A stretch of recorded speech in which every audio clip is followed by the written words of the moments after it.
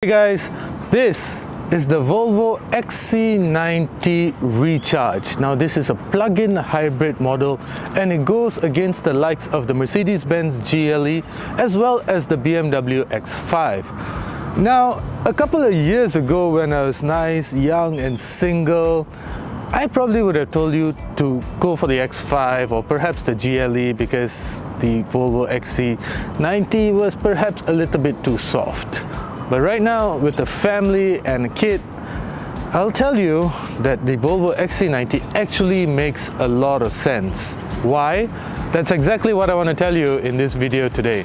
So come with me, I'll tell you what I like, a couple of things that I don't like which I think can be better, and why I think the XC90 makes a lot of sense.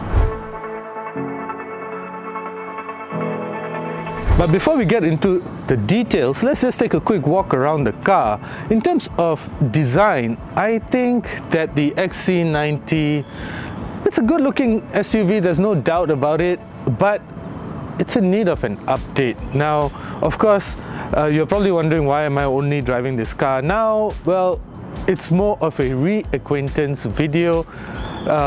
Because there's no doubt that the XC90 has been in the Malaysian market for a while already, and yes, it's in need of an update. We are seeing the XC90 everywhere. In fact, I've been driving this car for a week and I've probably seen a couple of hundreds of XC90s at the very least. But that just goes to say a lot about the car. There's actually a lot to like about the car. The design, for one, is, as I always say in my videos, is a love it or hate it design. Design is always subjective, right? There's no doubt it's a handsome car, but it needs to be refreshed at the moment. 20-inch wheels look amazing. They are actually wrapped in Michelin PS4s. So Michelin has already introduced the PS5s. I'll add a link to that video. I actually quite like that tire.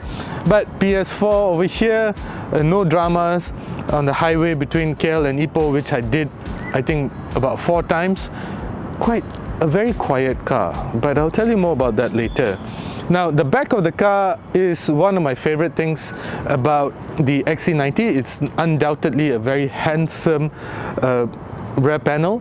So in that sense, I think Volvo has done a great evolution of sorts from the very first XC90 till now. You can see that this part of the car, the brake lights, has somewhat evolved very nicely. Now, however, let's just close this one for a second. Let's just close this for a second because I want you to take note that there's absolutely no tailpipes for the XC90. Everything is very nicely hidden. There's no exhaust pipes over here to sort of ruin the design silhouette of the XC90. The exhausts are tucked away underneath. That's not to say that it's an EV car. It is not. It's a plug-in hybrid. There is a 2-litre turbocharged engine up front. It's just that the exhaust pipes are nicely hidden away. Now, let's go here. Now, the XC90 is a full-sized family SUV. In fact, it's a 7-seater, so storage is obviously in abundance. No complaints about storage whatsoever. In fact, everything is right as you would expect it to be, where you expect it to be. Huge amounts of storage space. I do, however, think that this tonneau cover is a little bit on the flimsier side.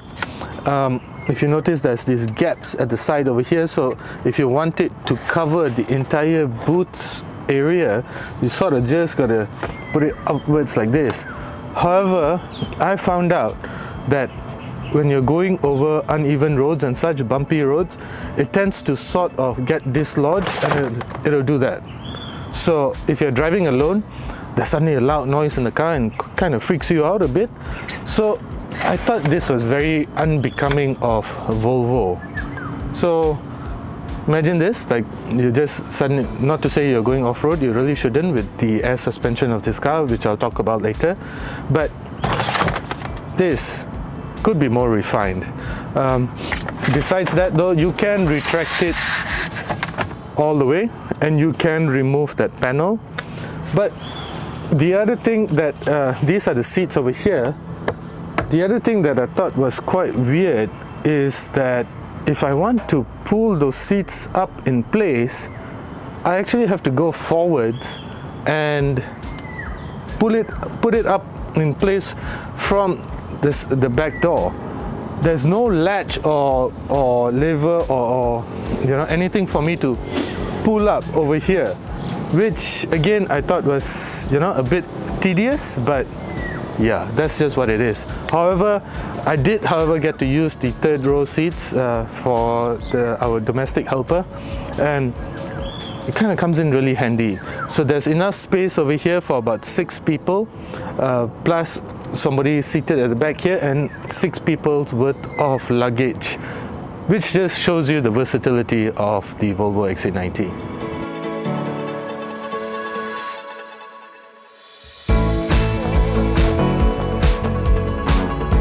The other thing that I wanted to mention is that if you're using the third row seats and you have it up in place, you obviously have to remove the tonneau cover. But having said that, there's no proper place for you to actually place the tonneau cover, so you kind of just have to leave it lying around like that, which takes up your luggage space as well, or you could just leave it at home. What I did was I had to store it over here, right under. I had to keep it over here just like that, and just so it doesn't take up a lot of leg space, because I had a bunch of stuff in the boot, so I had to just sort of place it like this, which is kind of an inconvenience of sorts. While we are here, I would also like to bring your attention to that everything is adjustable, right? Which is great. But for a 432,000 ringgit car, everything is manually adjustable, manually adjusted. If I'm not mistaken, the seats in the GLE are electronic, the back seats. So yeah, you kind of tend to get used to it. But while we are here, I would just like to show you this, which is a booster seat for your kids, complete with a seat belt. Now this is really cool and very functional. I used it for my kid as well, and he loved it. So this, I think, is very clever.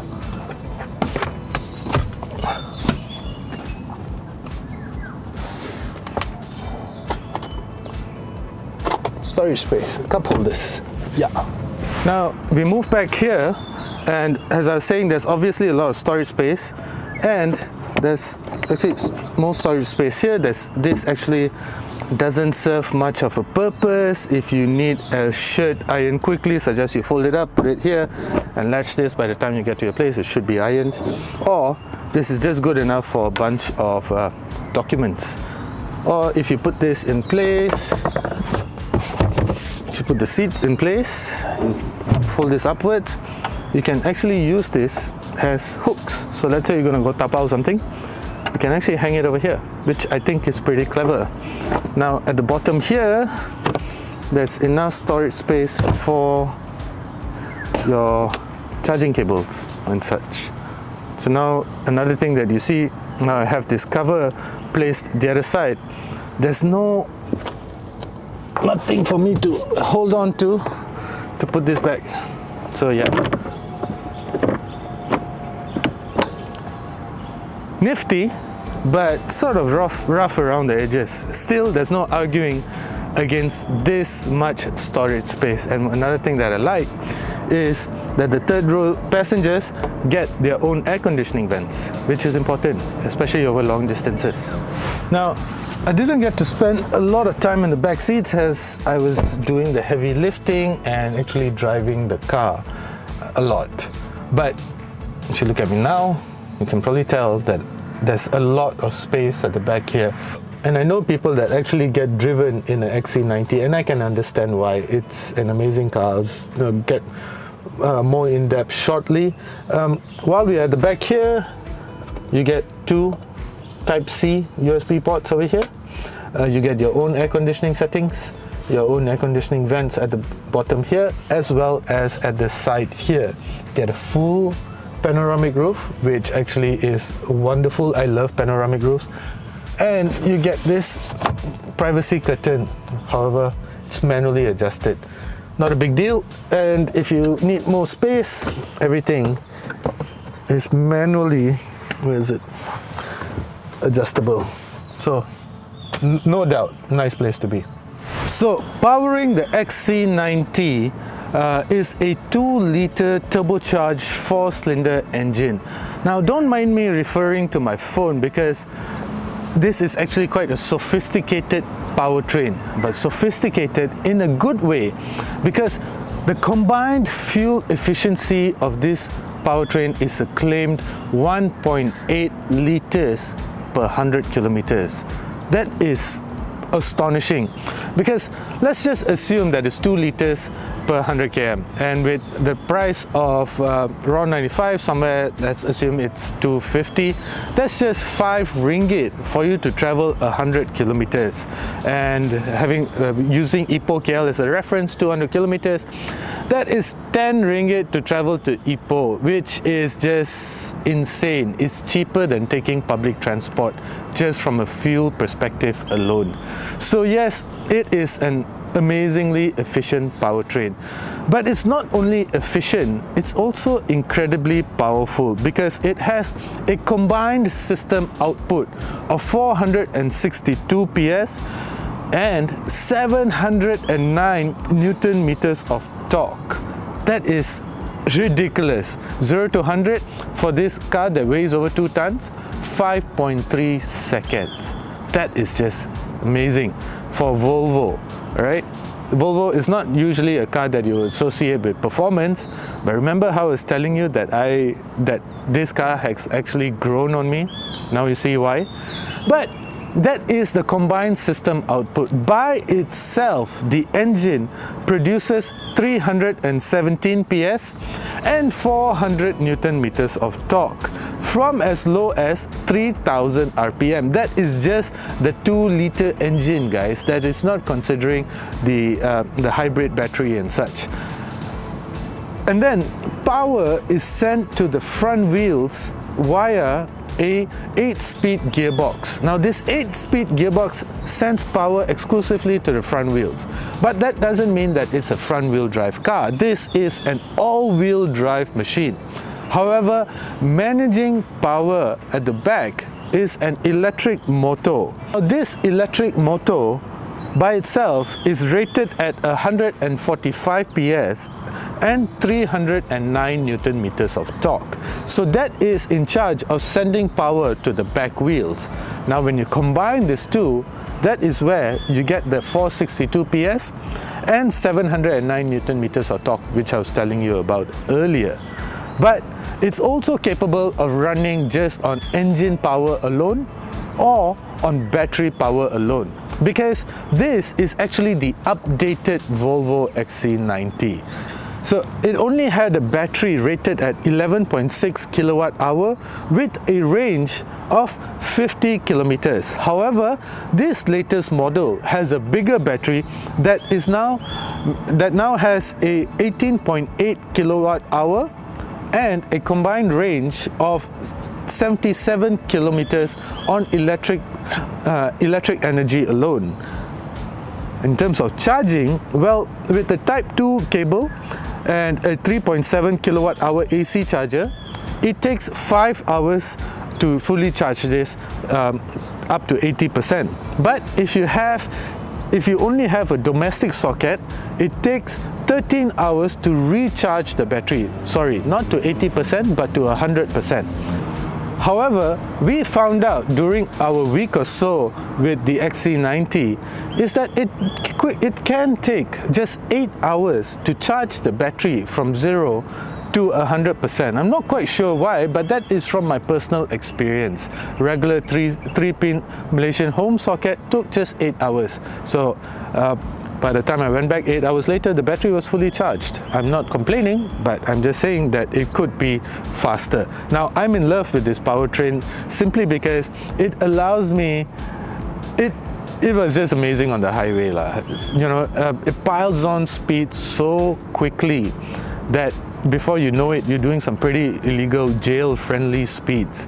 But the Volvo XC90, as with all Volvos these days, are limited to 180 kilometers per hour. So even though that a particular BMW X5 was left in my dust, but it ultimately did get away. Now let's step inside, but before we do that, I just want to bring your attention to this. Check out the glass.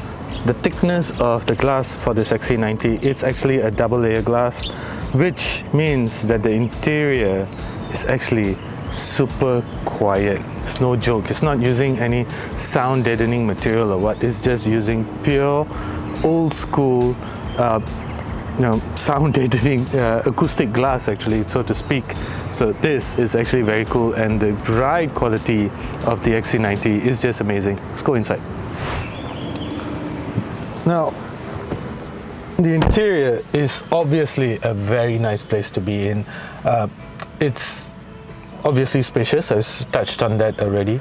Now check out the seats. Even though they are not very thick, the padding and all seems to be quite thin, but the ergonomics of the seats are actually quite intelligent, and they just hug you in all the right places, making them actually quite comfortable over long distances. I think they're also about 14-way, they're adjustable in 14 different ways, and that just gives it a level of comfort perhaps unseen or on par with more expensive cars.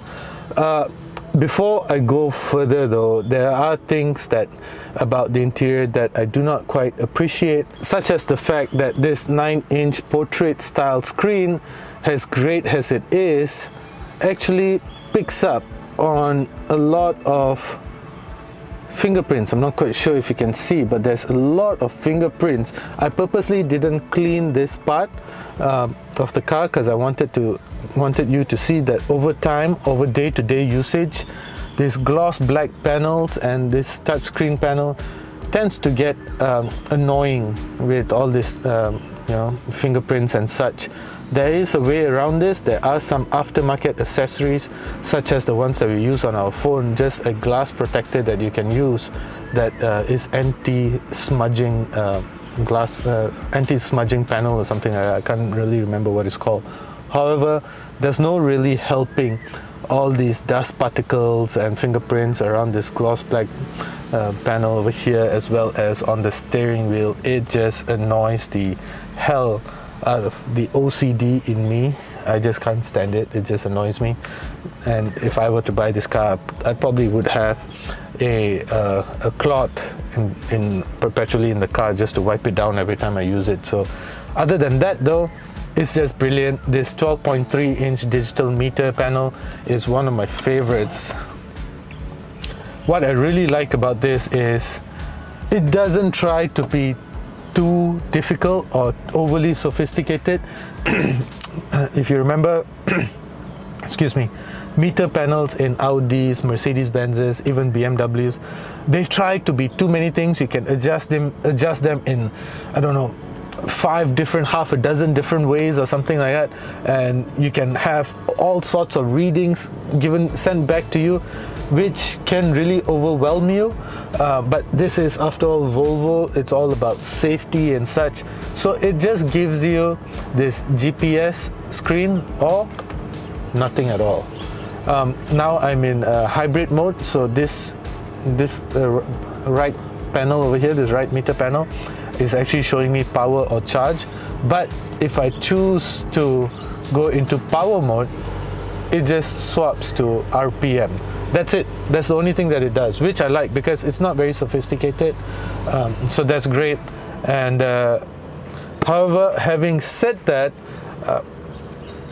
you know how Volvos are purveyors of everything, safety and such. There are things that I think are unnecessarily complicated, such as the drive mode selector that I was just telling you about. Now let's just go back to the home screen. This is the home screen.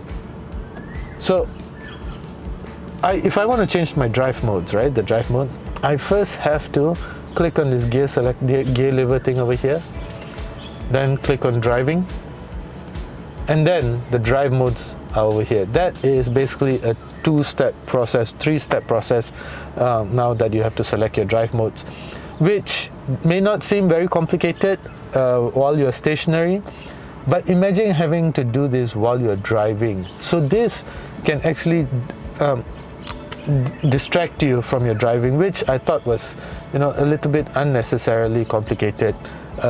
Perhaps Volvo can take a card out of the Lexus way of doing things and reintroduce buttons and lessen the sophistication in the car, because there are some things that just should be kept simple, such as your drive mode selector as well as your air conditioning settings. Because right now, if you were to adjust the air conditioning, you first have to click on this, wait for this to load, and then over here is your blower setting. This is also your blower direction settings, and yeah, this is your glass temperature, your glass heating and such. And if you want to turn on your seat ventilation or seat heating, it's all the way over here.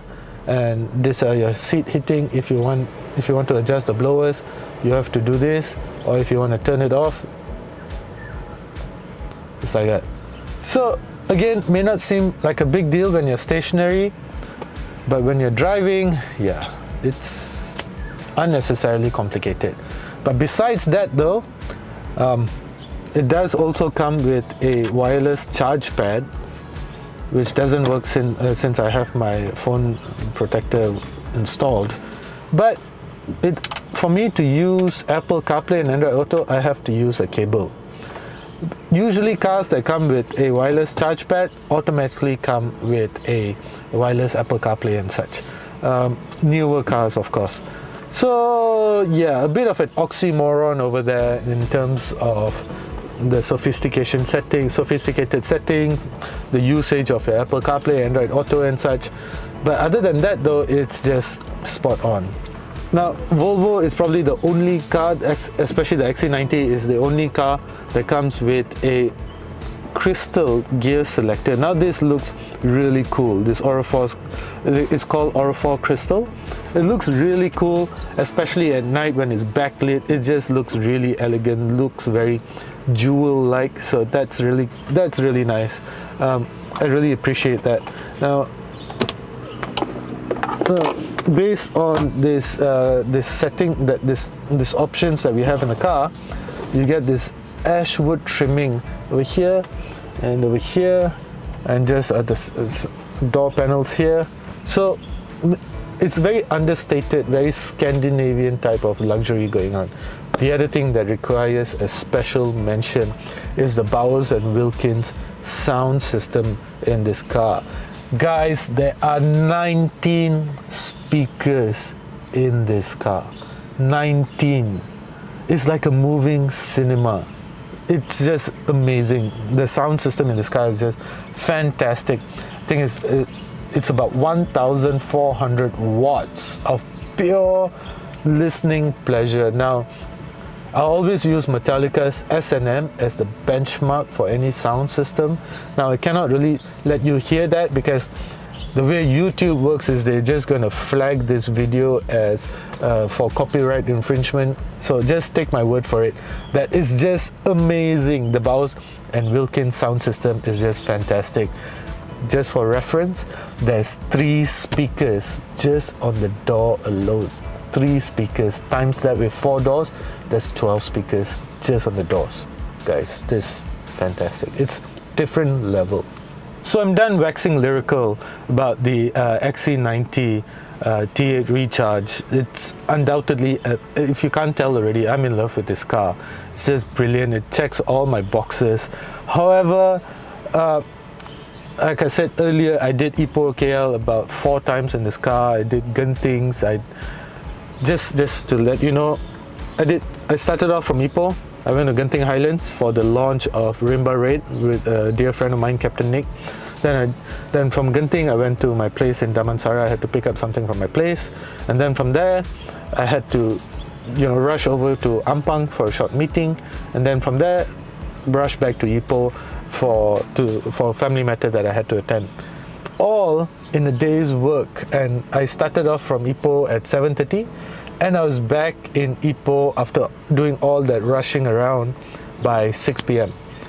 and I felt fresh. And that's what good cars do for you. They actually let you go long distances and keep you feeling fresh. And the XC90 did exactly that, and that's why I actually really love this car. However, there are things about it that I think could be better, besides that storage space and the smudges and all these things over here that I already told you about. Now, the driving dynamics of the car is actually on the softer side of things. The air suspension is just brilliant. It's very comfortable. Combine that with the acoustic glass, this thick double layer glass over here, and you get a very serene interior with a very comfortable ride quality. It's just amazing to drive this car slow or fast. But if you're going to start pushing it fast, the suspension is a bit on the softer side, so you get a lot of dive if you're braking, you get a lot of body roll when you're cornering hard, you get a lot of squat during acceleration, and that just sort of does not really inspire confidence when you're starting to drive this thing really hard. Of course, perhaps Volvo doesn't really want you to push this thing because of safety and such. It is limited to 180 kilometers per hour anyway. All Volvos are limited to 180 kilometers per hour these days. That's just how Volvos are, but it does feel like it will go all the way to about, I think it would not stop accelerating until it reached 280. So 180 is actually good enough on Malaysian roads, especially. You get a lot of idiots. Now, if I was in Germany and I was, I traverse the Autobahn quite often, this will definitely not be part of my consideration list. But I'm a Malaysian, Malaysian highways full of idiots. Yeah, 180 more than good enough. However, the suspension, like I said, it is a bit on the softish side. Other than that though, it's a car that does everything brilliantly. It's comfortable, it's spacious, it's family oriented. It's also a nice car to be driven in. Yeah, I actually really like this car, if you can't tell already. Now, no review of a Volvo would be complete without talking about the safety systems, but I don't really want to touch on that. Notice how the car is just squatting? Because I turned off the engine and the air suspension is just letting the air out and it just squat. But anyway, back to safety systems. I'm not really going to touch on safety systems because it will take an entire video just to talk about the amount of safety systems that the XC90 has. Or you could just pick up a brochure or visit Volvo's website. Because in terms of safety systems, you can believe that there's tons of it. Besides that though, I do also think that this air suspension is something that I would be wary of, because every time you get into the car, it adjusts the ride height. You get out, it's just going to lower the ride height. If you're going to get in and out of your car 10 times in a day, that's 10 times of ride height adjustment. That's not to talk about the drive modes that you're selecting. So because it adjusts the drive modes, the ride height according to the drive modes as well. So I'll be quite nervous about this air suspension. The good thing is you can turn it off. So that is also quite unique to the Volvo. I don't know a lot of cars that let you turn off the air suspension, which does result in a rather, un-air suspension-like ride quality. So I actually kept it on. But if I were to own this car over 7 to 8 years, I'd be quite nervous, because air suspension is not really cheap to replace or maintain. But besides all of that though, the XC90, my 1 week with the XC90, obviously traversing on the highways a lot, made me actually endeared this car to me. There's a lot to love about the XC90, but there's a lot to look into as well.